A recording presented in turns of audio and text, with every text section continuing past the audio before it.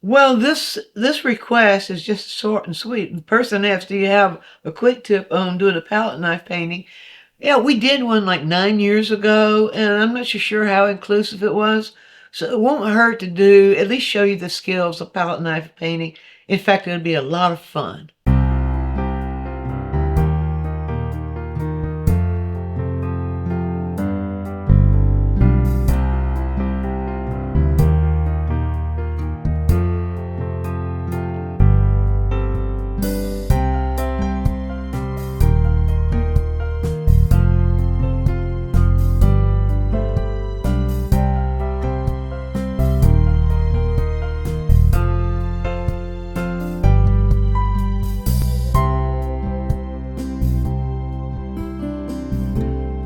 Well, if you've never painted just with a palette knife and no brush, you're in for a real treat.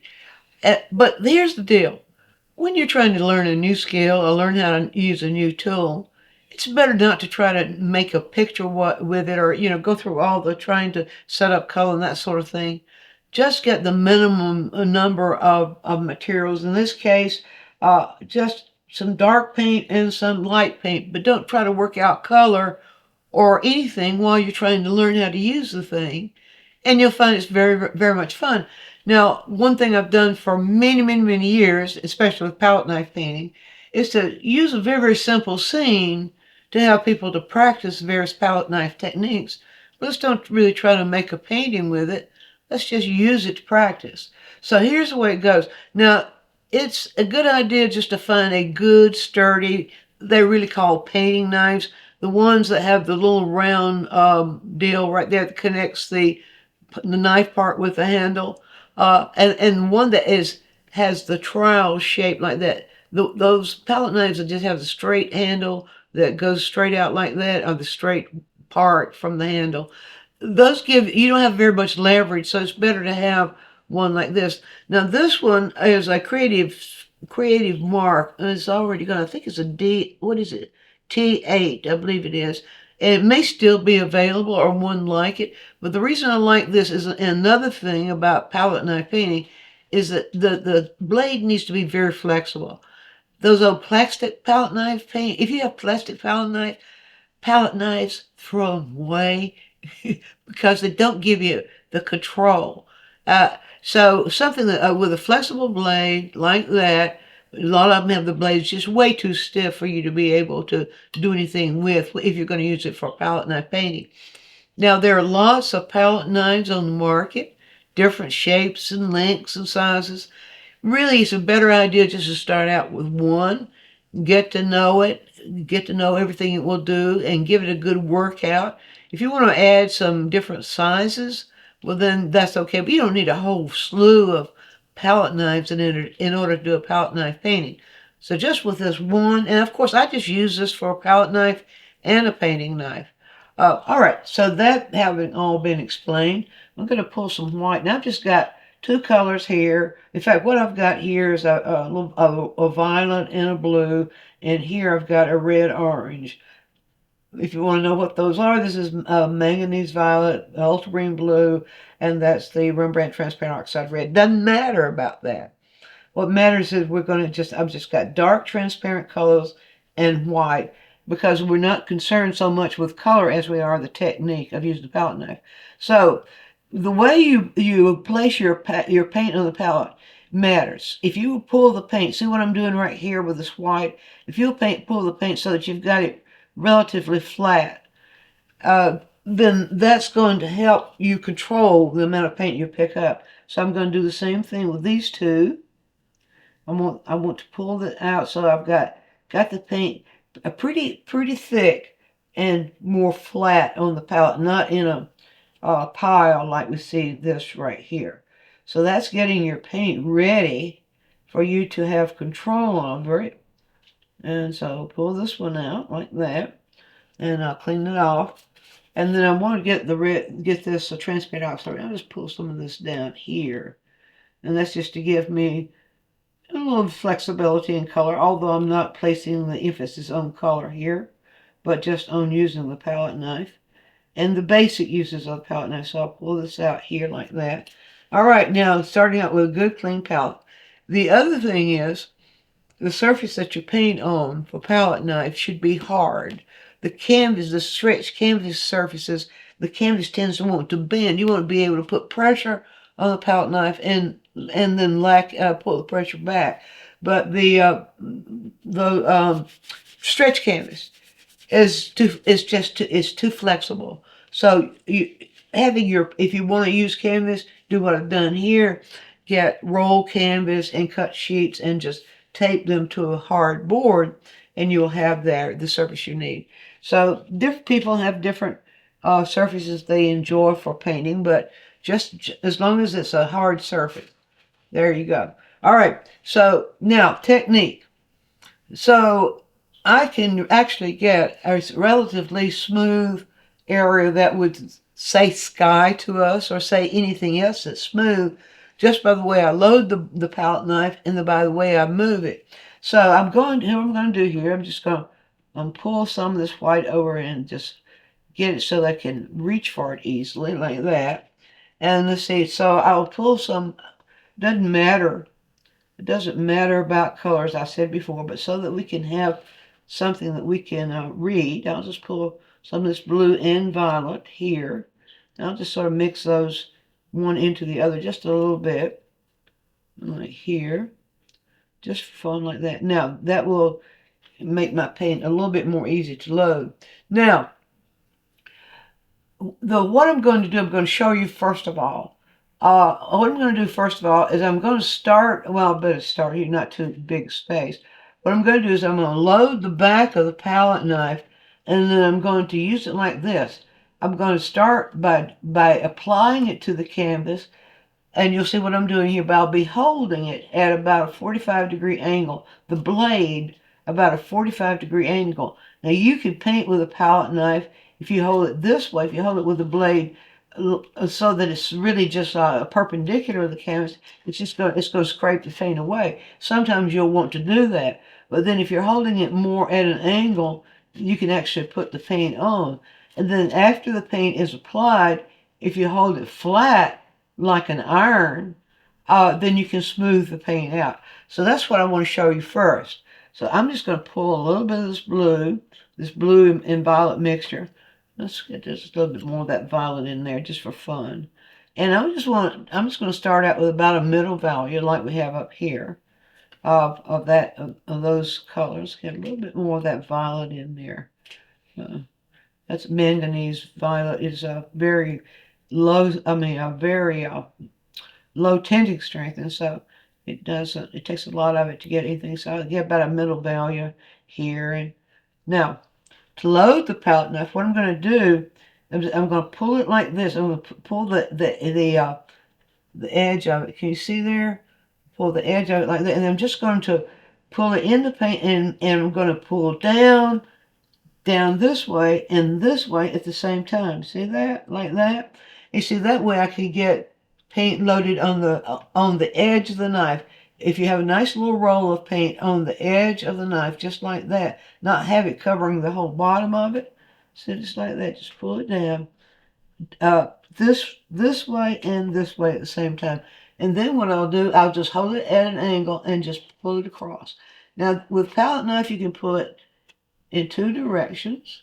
So I'll pull one direction across like that. And notice as I'm pulling it, I am also tilting the blade. I'm maneuvering the tilt of the blade. As I go flatter, it helps that to get flatter and helps it to mix. I told you, see there, I did that smooth area there that we could call the top of the sky if we want to. We'll just load it again. This time, see, I'll load it a little bit faster.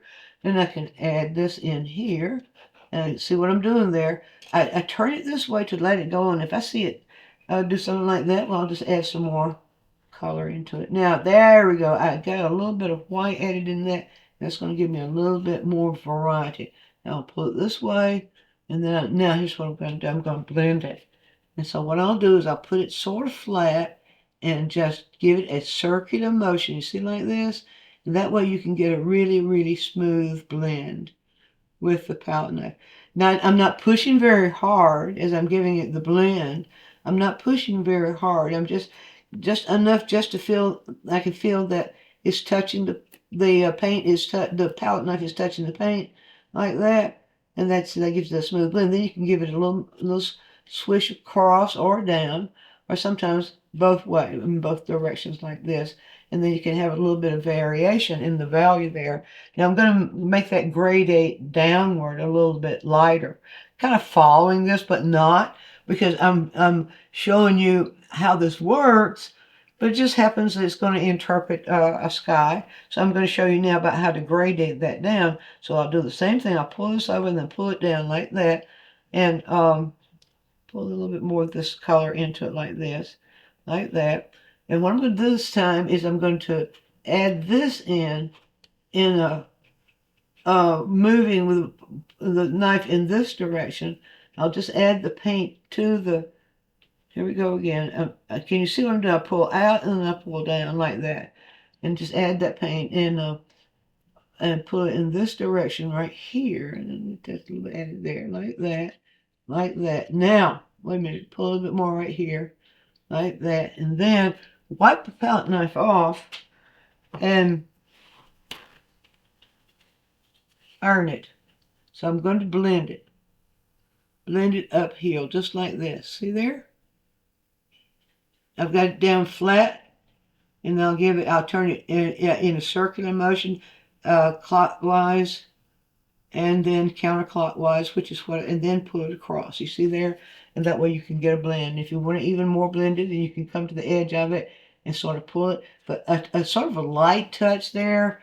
You don't want to put too heavy of a touch. Now, usually, if you want your painting to sort of also communicate not just the subject, but that it was done with a palette knife, you can leave a little texture. But as long as you've got your values blended, the texture adds just an extra little bit of interest to it. Makes it have a little bit more life in it. If you kept working it, you could get it absolutely flat if you wanted to. I always like to have just a little bit of texture there.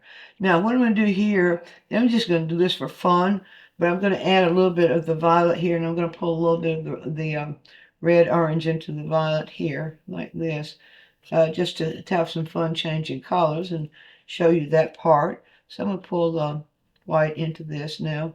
Give that just a mix. I want that to be pretty light, so I'll get it mixed first.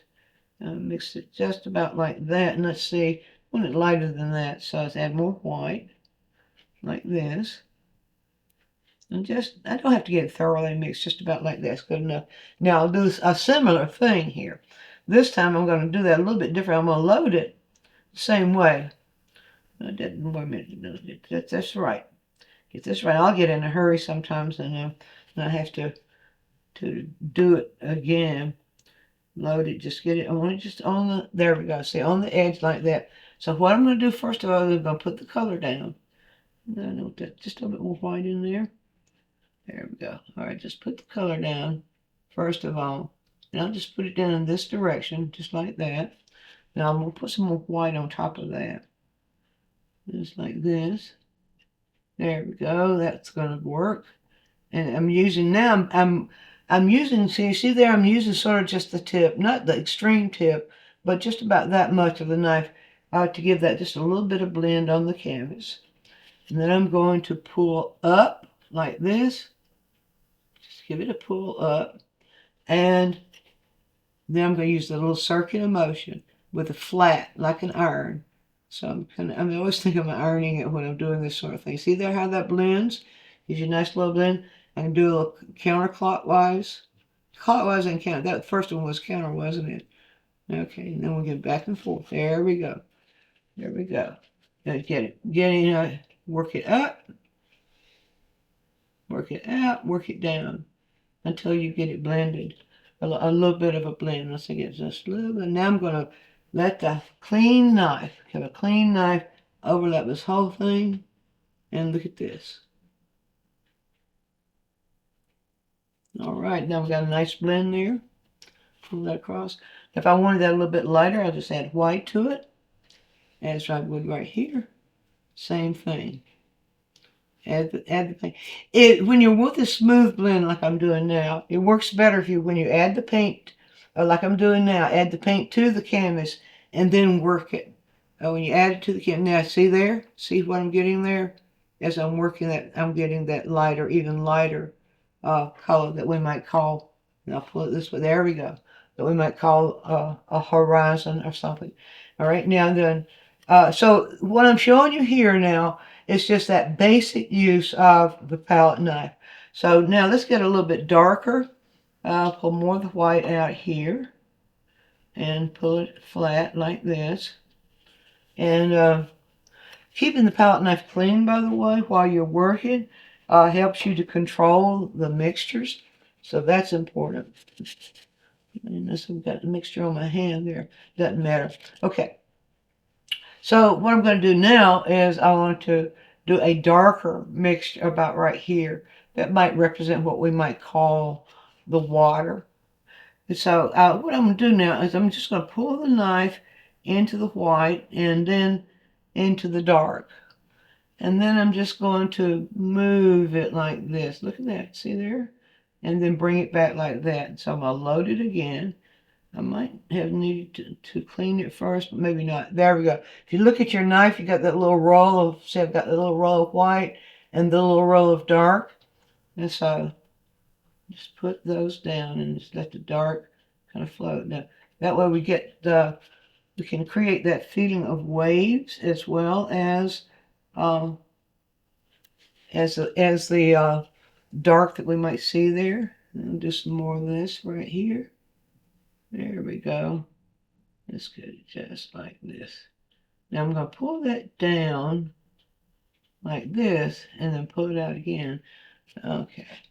And now if I want that horizon a little soft, I'll just pull a clean, I'm going to put some trees back there, I didn't intend to.